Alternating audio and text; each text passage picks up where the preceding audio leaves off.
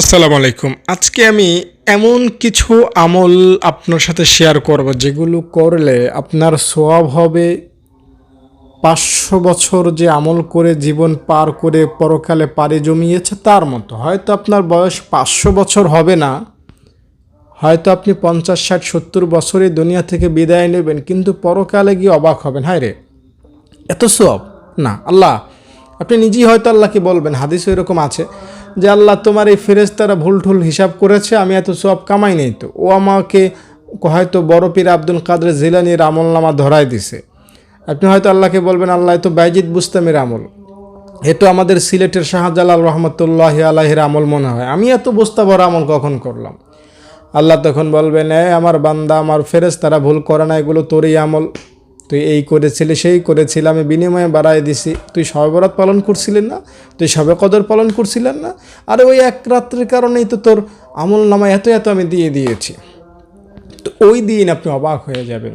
তো এরপরে এমন কিছু আমল রয়েছে যেগুলো করলে আপনি আপনি মনে করেন সারা জীবনে আমল করে যা কামাইবেন, কিছু বিশেষ বিশেষ আমল আছে সেগুলো করলে আপনি ওই পরিমাণ সোয়াব কামাই করে ফেলতে পারবেন। বুঝতে পেরেছেন? যেমন আমি আপনাকে উদাহরণসহ বলি, মনে করেন ঘাস কত সুন্দর, মাছ কত সুন্দর, পাখি কত সুন্দর, আল্লাহ কত সুন্দর নিখুঁতভাবে বানাইছেন, এগুলো নিয়ে একটু চিন্তা করলেন। হ্যাঁ, খামাখা আজে বাজে চিন্তা না করে এগুলো নিয়ে চিন্তা করলে কী হবে? টানা ৫০ থেকে ৬০ বছর আমল করলে, ৫০ থেকে ৬০ বছর নামাজ পড়লে যে সোয়াব, ওই সোয়াব পাওয়া যাবেন। টানা বোঝেন, টানা, কোনো গ্যাপ নাই, মাঝখানে বাজার নাই, সংসার নাই, ঘুম নাই, খাওয়া নাই, অসুস্থতা নাই, পেরেশানি নাই, কারোর সাথে কথা নাই, ঝগড়া নাই, বিবাদ নাই, টাকা কামানো নাই, বিদেশ যাওয়া নাই, কিচ্ছু নাই, শুধু নামাজ নামাজ নামাজ, আমল, জিকির, কোরআন কোরআন, দান, সদগা, টানা টানা মানে টানা টানা ৫০, ৬০, ৭০ বছর আমল করলে যে সোয়াব হয়, সেই সমপরিমাণ সোয়াব আল্লাহ আপনাকে দিয়ে দেবেন। কি নিয়ে চিন্তা করলে? এই আসমান, জমিন, পাহাড়, পর্বত, গ্রহ, নক্ষত্র, আল্লাহ তাআলার সৃষ্টি নিয়ে একটু চিন্তা করলে ইনশাআল্লাহ এত পরিমাণ সোয়াব আল্লাহ বান্দাকে দিতে চান। আল্লাহু আকবার। আমি আপনাকে জানাবো এমন কিছু আমল সম্পর্কে যেগুলো হয়তো আপনি অতীতে জানেনই না। আপনার হয়তো জীবনে এই না জানাটা বড় ব্যর্থতা। যদি জানতেন তাহলে হয়তো আপনি আগে এই রকমের আমল করে সোয়াবের বন্যা বইয়ে দিতেন, সোয়াবের জোয়ার বইয়ে দিতেন। দেখুন, পরকালে মানুষ জান্নাতে বেশি যাবে, মমিন মুসলমানরা জান্নাতে ধুমসে যাবে। কারণ কি জানেন? তাদের নেকের পাহাড় হবে, গুনাও থাকবে, বাকি আল্লাহ তাআলা বান্দাকে গুনাও দেন, সোয়াবও দেন। তবে দুইটা দেওয়ার মধ্যে একটু পার্থক্য আছে। আল্লাহ তাআলা বান্দাকে সোয়াব দেন লিমিট ছাড়া, আর বান্দাকে গুনাহ দেন লিমিট দিয়ে। আমার বান্দা সারাদিনে ৫০টা গুনাহ করবে, এর বেশি পারবে না। আমার এই বান্দা সারাদিনে 5টা গুনাহ করবে, এর বেশি পারবে না। যদি খুব বেশি খারাপ হয়, আমার এই বান্দা সারাদিনে 500 গুনাহ করবে, এর বেশি পারবে না। আমার মনে হয় কি জানেন, আপনি আজকে সারাদিনে 50টা গুনাহ করেন না, আপনি হিসাব করে দেখেন না, আমার কথা মিলায় দেখেন। আপনি খাতা কলম নিয়ে হিসাব করে দেখবেন, আজকে সারাদিনে 50টা গুনাহ হয় না। একদম বড় জোরে আপনি যদি অনেক বেশি ফাজিল টাইপের মানুষ হন, তাহলে দেখবেন 100 গুনাহ করতে আপনার কষ্ট। আরও বেশি যদি সমাজের সবচেয়ে খারাপ মানুষটা হন, তাহলে দেখবেন সর্বোচ্চ 500 কি 700 গুনাহ করা আপনার জন্য অনেক কষ্ট। 500 গুনাহ করা একটা মানুষের পক্ষে, যে 500 গুনাহ করতে পারে একদিনে, ও সমাজের সবার চোখে খারাপ। আপনি কি সবার চোখে খারাপ? সবার চোখে খারাপ না নিশ্চয়ই, আপনি নিশ্চয়ই সবার চোখে ভালো মানুষ। তাই আপনি 5 থেকে 10টা সর্বোচ্চ 50টা গুনাহ করেছেন আজকের দিন। আপনি হিসাব করে দেখেন। হ্যাঁ, আমি আপনাকে একটু বুঝাই। যদি 5 ওয়াক্ত নামাজ না পড়েন, 5টা গুনাহ। যদি জিনা করেন, 6টা গুনাহ। যদি আজকে সুদ খান, 7টা গুনাহ। 7টা হইল। এরপরে যদি আপনি আজকে 10টা গালি দেন 10 জনকে, তো 10 আর 7 হইলে 17টা গুনাহ। এরপরে আপনি 10 বার খারাপ দৃষ্টি দিলেন, হ্যাঁ, পর পুরুষকে বা পর নারীকে দেখলেন, তাহলে 17 আর 10 কত হলো? 27টা গুনাহ। এরপরে আপনি মনের মধ্যে একটু খারাপ ভাবনা ভাবলেন, আরও একটা গুনাহ বাড়লো, তো 28টা গুনাহ হলো। আপনি যদি বিড়ি খান, আপনি মনে করেন আজকে 10টা বিড়ি খাইলেন, তো 28 আর 10 কত হলো? 38টা গুনাহ হইল। এরপরে মনে করেন আপনি আরও কি কি গুনাহ করা যায়। মহিলা হিসাবে ধরেন আপনি পরপুরুষের সামনে গিয়েছেন, আজকে 10জন পরপুরুষ দেখেছে আপনার আশেপাশে প্রতিবেশীরা, তো আপনার গুনাহ আরও বেড়ে সেটা হলো ধরেন 40-50। এর বেশি এর গুনাহ কেমনে হয় বলেন? হয় না। কিন্তু কিন্তু আপনি আজকের দিনে চাইলে 50টা সোয়াব না, বরং 50,000 কোটি, 50,000 মিলিয়ন ট্রিলিয়ন সোয়াব কামাইতে পারবেন। এই কারণে হাসরের মাঠে বান্দা দেখবে সোয়াব কম, গুনাহ কম, আর সোয়াবের পাহাড়, সোয়াবের বন্যা। আর একটা এর মধ্যে টেকনিক আছে, তাকে জানেন? আল্লাহ যে কত দয়ালু আপনি চিন্তা করেও বাঁচবেন না। আল্লাহ বলেন যে বান্দা, তুমি যখন আমার কাছে মাপ চাও, আমি কি করে জানো? তোমার গুনাহগুলো আমি ফেলে দিই না, বরং তোমার গুনাহগুলো আমি সোয়াব বানায় দিই। তোমার গুনাহ যদি হয় 70,000, তো 70,000 গুনাহকে আমি সোয়াব বানাই, ওই সোয়াবগুলো তোমাকেই দিয়ে দিই। তার মানে আপনার সোয়াব অনেক অনেক বেশি, আর গুনাহ খুব খুব কম। বুঝতে পেরেছেন? তাই সোয়াবটা বেশি বেশি কামাইবেন। আরেকটা উদাহরণ আমি আপনাকে দিয়ে মূল আলোচনায় যাব, তা হলো সোয়াবটা আমি বলি দাম বাড়ার জিনিসের মতো। যেমন সোনা, জমি, এগুলো যেমন দিন যত যায় তত দাম বাড়ে, আমি সোয়াবকে এইভাবে বলি মানুষকে। আর গুনাহকে বলি পচনশীল জিনিসের মতো, যেমন শাকসবজি, মাছ, গোশ, এগুলোর মতো। একটা গরু যতই কোটি কোটি টাকা দিয়ে বিক্রি হোক না কেন, ওই গরু শেষ হয়ে যাবে, পেটে যাবে, পেছন রাস্তা দিয়ে মানুষ ফেলে দেবে, বাথরুমের টয়লেটে ফেলে দেবে। এভাবেই গরুর জীবনটা শেষ, একটা মাছের জীবন শেষ। অথবা কেউ যদি না খায়, মাছটা পরে মচে পচে গলে শেষ হয়ে যাবে, দুর্গন্ধ ছড়াবে। তো আপনার গুনাহটা এমন, আপনার গুনাহ যতই হোক, যত বিশালই হোক, যত দাপটশালী হোক, গুনাহ আস্তে আস্তে আস্তে নিস্তেজ হয়, গুনাহ আস্তে আস্তে আস্তে ক্ষমা হয়ে যায়, আস্তে আস্তে মাফ হয়ে যায়। বাট আপনার সোয়াব আস্তে আস্তে বাড়তে থাকে, দাম আরও বাড়তে থাকে। তাকে আমি আপনাকে একটু বুঝাই বলি। ধরুন আপনি 2002 সালে কোনো একটা মসজিদে 5 টাকা দিয়েছিলেন, দান করেছেন। তো 2002 থেকে আজকে 2026 কয় বছর? অলমোস্ট সেখানে 25 বছর বা 24 বছর হয়ে যায়। তো ওই 5 টাকা দিয়ে ওই মসজিদ কমিটি ধরুন সাপোজ একটা ইট কিনেছিল 2002 সালে, একটা ইট ওই মসজিদে 24 বছর ধরে আছে। ওই মসজিদে 24 বছরে যত মানুষ নামাজ পড়েছে, হাজার হাজার হয়তো লাখ লাখ মানুষ নামাজ পড়েছে, প্রত্যেকের নামাজের কারণে আপনি একটা সোয়াব পাচ্ছেন। তো এই 24 বছর এই 5 টাকার কারণে আপনার সোয়াবের পরিমাণটা কত মিলিয়ন ট্রিলিয়নে গিয়ে ঠেকছে, আপনি একটু চিন্তা করে দেখতে পারেন। এই জন্য আল্লাহ তাআলাকে আপনি পরকালে গিয়ে বলবেন যে না আল্লাহ, এগুলো আমার না, এত সোয়াব আমি কখন কামাইলাম, আমি তো গুনাহ নিয়েই থাকতাম, আমার সোয়াব তো এত বেশি হওয়ার কোনো যুক্তিই নাই। কিন্তু আল্লাহ বলবেন না বান্দা, এগুলো সব তোর, সব তোর, সব তোর। তো এই জন্য সোয়াব বেশি বেশি কামান, গুনাহ থেকে নিজেকে বাঁচায় রাখেন। আমি এখন আপনাকে এমন কিছু আমলের সন্ধান দিব যেগুলো করলে সব আরও হবে, আরও হবে। তার আগে একটা কথা আপনাকে জানাই, আগের যারা দুনিয়ায় ছিলেন তারা কিন্তু অনেক হায়াত পেয়েছেন। যেমন একটা ঘটনা বলি, বনি ইসরায়েলে একটা ঘটনা আছে। একজন লোক চিন্তা করলো যে না, এভাবে খেয়ে দিয়ে বাজার করে সংসারে নিয়ে এলাকায় চলে আল্লাহ তাআলার হুকুম পালন করা, এটা এটা কেমন কষ্টকর হয়। আল্লাহকে টাইম দিতে পারি না। আমরা কি আল্লাহকে টাইম দিতে পারি? কতটুকু টাইম আল্লাহকে দেন আপনি? ঘুমকে আপনি টাইম দেন? আপনার সবচেয়ে বেশি সময় নেয় আপনার ঘুম, ঘোরাফেরা আপনার টাইম নেয়, পরিবার আপনার টাইম নেয়, চাকরি বাকরি আপনার টাইম নেয়। তো আপনি আল্লাহকে কখন টাইম দিলেন? তো এই বান্দা ভাবলো যে না, আমার টাইম এলোমেলো সব দিকে যায়, না এগুলো আমি করব না, আমি আল্লাহকে টাইম দেব 24 ঘন্টা। কি করব? আমি এই সংসার, এই সমাজ ছেড়ে এক জায়গায় চলে যাব। সে চলে গেল কোথায়? একটা মরুভূমিতে, চতুর্দিকে পানি। কিভাবে গেছে আল্লাহ জানে, মরুভূমিতে গেছে পাগলায়, গিয়ে ইবাদত শুরু করেছে। খাবারও নেয় না, টাকাও নেয় না, আল্লাহর উপর, আল্লাহই খাওয়াইবে। আল্লাহর ইবাদতে বের হয়েছে, আল্লাহই খাওয়াইবে, থাকি মরি আল্লাহই খাওয়াইবে। গেছে, আল্লাহর বান্দা গিয়ে আমল শুরু করেছে। আমল করতে করতে গলা দিয়ে পিপাসা এসেছে, পানি খাইবে কোত্থেকে? সমুদ্রের পানি, লোনা পানি, সেটা তো মুখে দিলে জিহ্বা পুড়ে যাবে। তো সে আল্লাহর কাছে দোয়া করলো, আল্লাহ আইসি তোমার ইবাদত করতে, পানি কোত্থেকে দেবা তুমি জানো, আমার পানি লাগবে। আল্লাহ ওই মরুভূমিতে একটা ঝর্ণার ব্যবস্থা করে দিলেন, সাথে সাথে পানি খাইল। কিছুক্ষণ পর আবার বলল, আল্লাহ পানিতে তো কাজ হচ্ছে না, আমার খাওয়ান লাগবে, ক্ষুধা যাচ্ছে না। আল্লাহ একটা ডালিম গাছের ব্যবস্থা করে দিলেন, ফল পেরে ডালিম খাওয়া শুরু করলেন। এভাবে পিপাসা লাগলে ঝর্ণার পানি, ক্ষুধা লাগলে ডালিম গাছের ফল, এভাবেই সে খাচ্ছে, দাচ্ছে, পিপাসা ক্ষুধা দূর করছে, আর আল্লাহ তাআলার ইবাদতে কাটছে তার জীবন। কয়দিন এভাবে ইবাদত করেছে? কয় সপ্তাহ, কয় মাস, কয় বছর? 500 বছর টানা 500 বছর আল্লাহ তাআলার ইবাদত করেছে। এবং বড় অবাক করা বিষয় কি জানেন?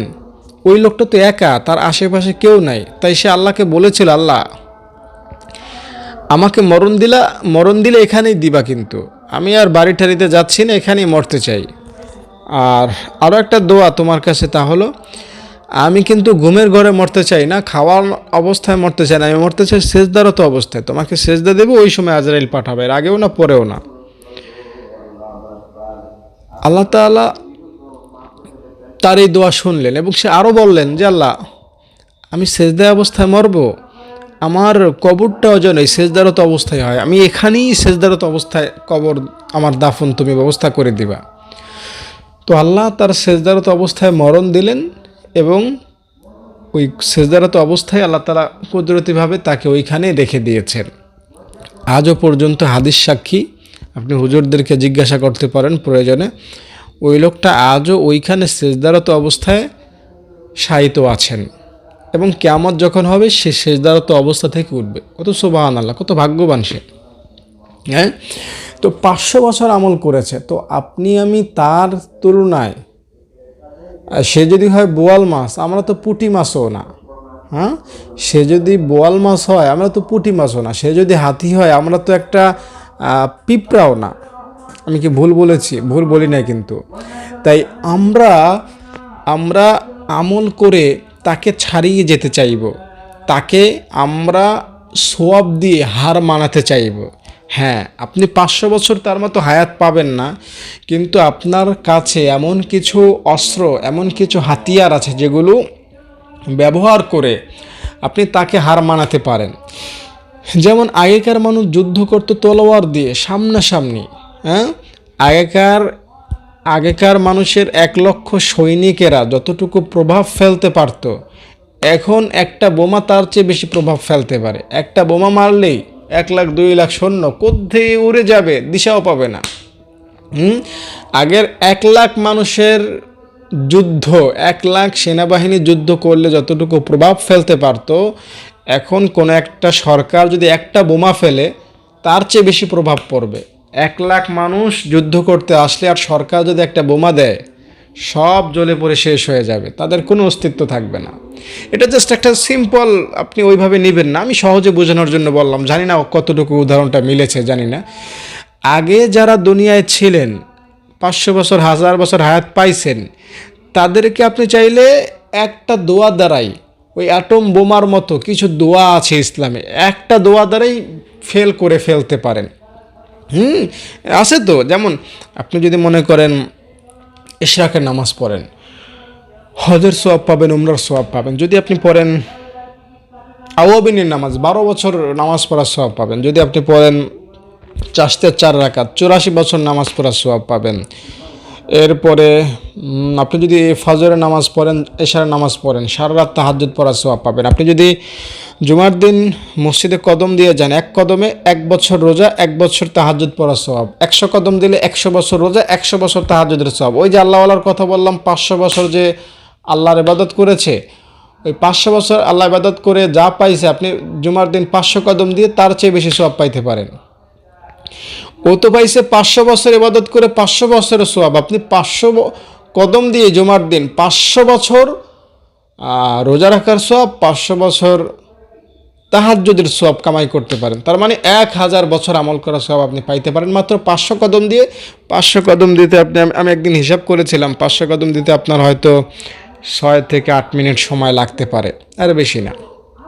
আপনার মসজিদ যদি একটু কাছে হয় আপনি ঘুরে যাবেন, টেকনিক খাটাইবেন। জুমার দিন আল্লাহওয়ালারা এটা করতেন যে সহজ পথে তারা যাইতেন না। ব্যবসা কেমনে করতে হয় পরকালে আল্লাহওয়ালাদের থেকে শিখবেন। মসজিদ ধরেন, অন্যান্য নামাজে ধরেন এই 1 মিনিটেই তারা মসজিদে যাইতে পারতো, কিন্তু জুমার দিন আসলে তারা পুরা মহল্লা ঘুইরা তারপরে মসজিদে যাইতো। কারণ প্রতিটা কদমে কদমে 1 বছর রোজা, 1 বছর তাহাজ্জুদের সব, এটা মিস করে কে? হঠাৎ করে মসজিদে যাবো তাহলে তো সবটা মিস হয়ে গেল। তাই তারা উল্টা পথে যাইতো, যেদিক দিয়ে মসজিদ ওই পথে না গিয়ে উল্টা সারা গ্রাম ঘুরে মোড়ে অন্য গ্রাম দিয়ে তারপরে মসজিদে আইতো। এক জুমা দিয়ে আপনি আগেকার মানুষের আমলনামা ভরে ফেলতে পারেন, আপনার তাদের আমলনামার চাইতেও বেশি ভরে ফেলতে পারেন। এরপরে আপনি সূরা ইখলাস পড়েন, যত পড়বেন তত সওয়াব। 100 বার পড়লে 33 বার কোরআন খতমের সওয়াব। আর যদি রমজান মাসে পড়েন 100 বার, আল্লাহ কত সওয়াব, কত সওয়াব! আমি তো ক্যালকুলেটর লাগবে, ক্যালকুলেটর। রমজান মাসে 1/70, আবার 1/700, মানে একটা আমল করলে 700 ন্যাক। আপনি, আমার মনে হয় কি জানেন, রমজান মাসে আপনি যদি 100 বার সূরা ইখলাস পড়েন তাহলে কত হয়, আমি হিসাবটা মনে নেই, তবে 2-3 হাজার কোরআন খতমের সওয়াব আপনার হয়ে যাবে আশা করি ইনশাআল্লাহ, যদি 1/700 ধরেন। তো আল্লাহ তাআলা সওয়াব বান্দাকে অনেক দিতে চান। এই সবে কদরে আমল করবেন, কিয়ামতের মাঠে গিয়ে আপনি হয়রান হয়ে যাবেন। হয়রান হয়ে যাবেন। তাই এই সমস্ত আমল আপনি খুঁজে খুঁজে করেন। বাজারে গিয়ে একটা দোয়া আছে পড়বেন, আশহাদু আল্লাহ, না এটা না, লা ইলাহা ইল্লাল্লাহু ওয়াহদাহু লা শারীকা লাহু লাহুল মুলকু ওয়া লাহুল হামদু ইউহয়ি ওয়া ইউমীতু ওয়া হুয়া হাইয়্যুল লা ইয়ামুতু বিয়াদিহিল খায়র ওয়া হুয়া আলা কুল্লি শাইইন কাদির। পড়বেন 10 লাখ সওয়াব, কোনো কথা নেই। 10 লাখ গুনাহ মাফ, কোনো কথা নেই। আপনার 10 লাখ গুনাহ মাফ, 10 লাখ সওয়াব, ইজি। পড়বেন একবার, 2 বার না। উজুও লাগবে না, দুরুদও লাগবে না, বসাও লাগবে না, আপনার মনও স্থির করা লাগবে না। মন বাজারে, মন খেলায়, মন রাজনীতিতে, মন দুনিয়ায়, মুখে দোয়াটা পড়বেন, ব্যাস ইচ্ছা খতম। 10 লক্ষ গুনাহ মাফ, ইজি। 10 লক্ষ সওয়াব। আল্লাহু আকবার, আল্লাহু আকবার। আল্লাহ যে কত মেহেরবান, বান্দাকে যে কত দিতে চান। আল্লাহু আকবার। আল্লাহ অনেক দয়ালু, অনেক মেহেরবান।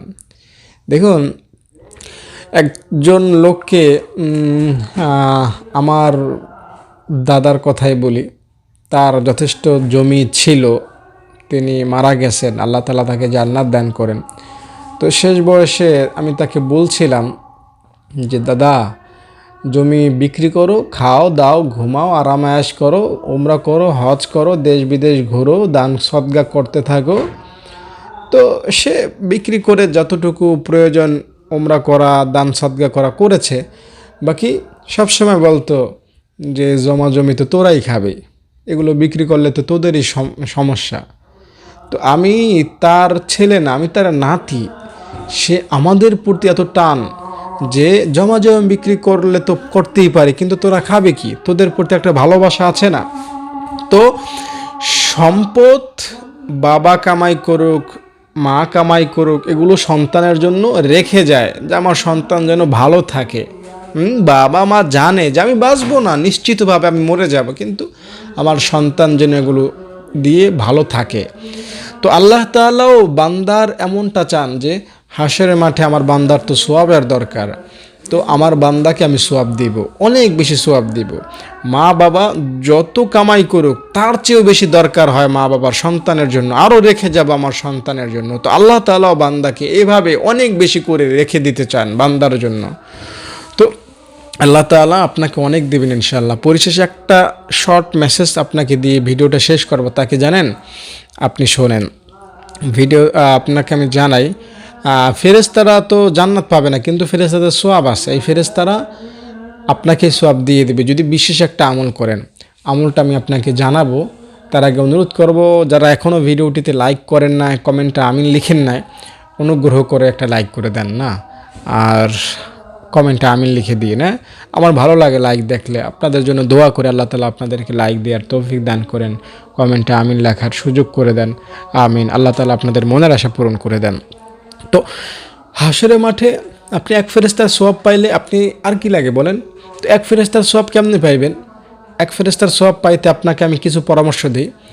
আপনি পেঁয়াজ খাবেন না, যদি খানও রান্না করা পেঁয়াজ খাবেন, কাঁচা পেঁয়াজ খাবেন না। যদি খানও দাঁত ব্রাশ করে ফেলবেন।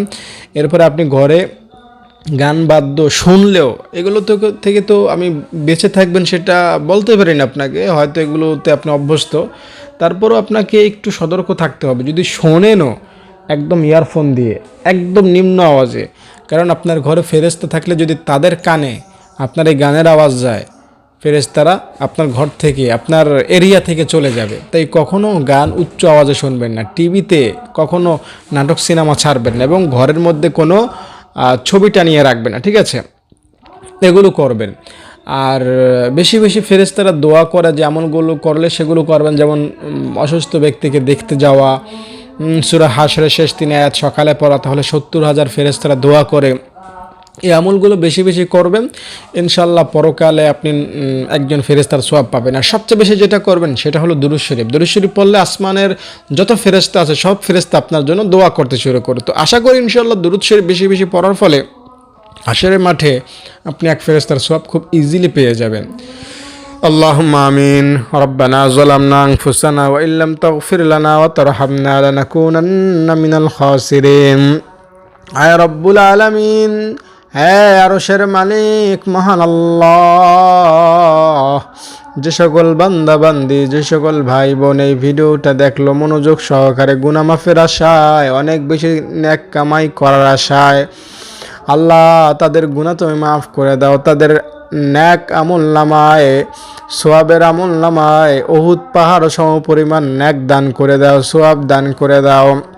আল্লাহ এই ভিডিওতে যারা যুক্ত হয়েছেন সোয়াব কামায়ের আশায়, গুনাহ মাফের আশায়, কাউকে তুমি খালি হাতে ফিরাইয়া দিও না, কাউকে মাহরুম করিও না। আল্লাহ যারা ভিডিওটা দেখতেছে তাদের মা বাবা যদি অন্ধকার কবরের বাসিন্দা হয়, আল্লাহ তাদেরকে তুমি জান্নাতের মাকাম দান করো। আল্লাহ যারা এই ভিডিওটিতে লাইক করেছে, কমেন্টে আমিন লিখেছেন, আল্লাহ তাদের মনের আশা তুমি পূরণ করে দাও। আল্লাহ যারা আমাদের মাদ্রাসায় দান করেছেন, আল্লাহ তাদের দানকে তুমি কবুল করে নাও। আল্লাহ যারা দান করবেন বলেছেন তাদেরকে দেয়ার তৌফিক দান করো। সুবহান রাব্বিকা রাব্বিল ইজ্জাতি আম্মা ইয়াসিফুন ওয়া সালামুন আলাল মুরসালিন বিরহমাতিকা ইয়া আরহামার রাহিমিন। আলহামদুলিল্লাহ। দর্শক, ভিডিওটা শেষ করব যাওয়ার আগে আপনাকে বলে যাই, আপনি আমলগুলো মনোযোগ সহকারে করবেন। সওয়াব যেগুলোতে বেশি হয় সেগুলো করবেন। যেমন সুবহানাল্লাহি ওয়া বিহামদিহি, এতটুকু যদি সকালে 100 বার, বিকালে 100 বার পড়েন তো আপনার সওয়াব হবে পরকালে সবচেয়ে বেশি। তবে হ্যাঁ, আপনার চাইতেও এই দোয়াটা কেউ যদি বেশি পড়ে তার সওয়াব তো আপনার চাইতেও বেশি হবে। বাকি হাদিসে এতটুকু বলা আছে 100 বার পড়লে আপনার সওয়াব সবচেয়ে বেশি হবে হাশরের মাঠে। তাই বেশি সওয়াব কামাইতে এই দোয়াটার বিকল্প কিন্তু আমার জানা মতে আর নাই। তো এই দোয়াটা বেশি বেশি পড়বেন। এছাড়াও সুবহানাল্লাহ আলহামদুলিল্লাহ পড়লে আসমান জমিনের ফাঁকা জায়গা নেকিতে ভরে যায়। তাই সুবহানাল্লাহ আলহামদুলিল্লাহর জিকির বেশি বেশি করবেন। এই আমলগুলো যদি বেশি বেশি খুঁজে খুঁজে করতে পারেন, সময় নিয়ে করতে পারেন, এই আমলগুলোর সাথে নিজের সময়কে ব্যয় করতে পারেন, মোবাইলে সময় না দিয়ে, বন্ধু বান্ধবকে সময় না দিয়ে, শয়তানকে সময় না দিয়ে এই উল্লেখযোগ্য আমলগুলোকে যদি নিজের সঙ্গী বানান, তো হাশরের মাঠে আপনি শুধু জান্নাত পাবেন না, বরং বড় জান্নাত পাবেন। জান্নাতুল ফেরদাউস যেটা, সেটা পাবেন। বড় বড় মানে শহীদরা যে জান্নাতে থাকবে। হ্যাঁ, মনে করেন আপনার জান্নাতটা হবে অন্য লেভেলের, অন্য টাইপের, ভিআইপি লেভেলের। হয়তো আপনার জান্নাতের আশেপাশে দেখবেন কোনো সাহাবীদের জান্নাত, বা আমি কিভাবে বলবো, আপনার জান্নাতটার কোনো তুলনা নাই। তাই আপনি বেশি বেশি আমলগুলো করবেন। পরিশেষে একটা দাবি আপনাকে, সেটা হলে ভিডিওটিতে একটা লাইক করবেন, কমেন্টে আমিন লিখবেন। কেউ লাইক না করে যায়েন না, অনুগ্রহপূর্বক লাইক করলে আমার ভালো লাগে। আর আপনি যদি আমাদের এতিমখানায় দান করতে চান, এখানে এতিম অসহায় বাচ্চারা থাকে, খায় পরে, আপনি আমাকে ফোন করবেন এই নাম্বারে 013 1730 51 56। এই নাম্বারে ফোন করে আমার সাথে কথা বলে বিস্তারিত জেনে বুঝে দান করবেন। যদি ভালো মনে হয় যে না এখানে দান করা উচিত, তাহলে আপনি দান করবেন। এখানে ছেলেমেয়েরা থাকে, খায়, পড়ে, কোরআন শিখে, কায়দা শিখে, আমপারা শিখে, বাংলা, অঙ্ক, ইংরেজি, এভরিথিং সব আমরা শেখাই। এখানে আপনি দান করবেন, আল্লাহ তাআলা আপনাকে দান করার তৌফিক দান করেন। যারা অতীতে দান করেছেন তারাও ভুলে যাবেন না, এটা দ্বীনি মার্কাজ, দ্বীনি প্রতিষ্ঠান। আপনার প্রতিটি দান ইনশাল্লাহ সদকা জারিয়া হিসাবে জারি থাকবে। আপনি মরে যাবেন কিন্তু আপনার দান অব্যাহত থাকবে, আপনার সোয়াব আপনার কবরে পৌঁছে যাবে ইনশাআল্লাহ। তো এই জন্য দান করবেন, আমাকে ফোন করবেন। ভালো থাকেন। আসসালামু আলাইকুম। দেখতে পাচ্ছেন এটা হলো আমার ছাত্রীদের পড়ার দৃশ্য। এভাবেই প্রতিদিন একসাথে ছাত্রীরা কিছু সময় পড়ে, এরপরে আবার 1 2 3 4 এরকম আলাদা আলাদা ক্লাসে, কেউ বাংলা, কেউ ইংরেজি, কেউ কায়দা, কেউ আমপারা, কেউ কোরআন আলাদা আলাদা পড়ে। তো প্রথম আমি সবাইকে একসাথে বসিয়ে একসাথে একটু পরামর্শ বা একটু নসিহা বা একটু মশক দেই।